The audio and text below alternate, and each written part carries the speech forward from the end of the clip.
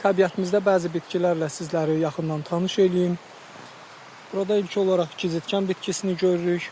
Demək olar ki, hər kəs tanıyır. Yüksək mineral tərkibli bir bitkidir. Revmatizmal problemlərdə, prostat problemlərində və daha bir çox problemlərdə istifadə oluna bilir. Burada gizitkan bitkisinin üzərinə sarmaşmış parazit bitki olan kuskut bitkisini görürük. Kuskut bitkisi də ətrafındakı bitkilərə bağlanaraq özünü inkişaf elətdirir. Burada ballı baba bitkisini görürük. Ballı baba bitkisi gizitkan bitkisinə bənzəyir, amma dalamır. Əsasən qadın problemlərində və xronik qəbizlikdə çox dəyərli bir bitkidir. Burada qan təmizləyici bitkilərdən biri olan yapışqan qatıq otunu görürük, Galium verum. Yaxşı qan təmizləyici bir bitkidir. Lenfomada, tiroid problemlərində, bitki kombinələrində yer ala bilir.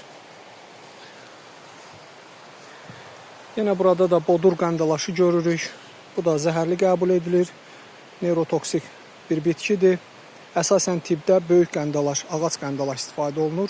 Bu qəndalaş istifadə olunmur.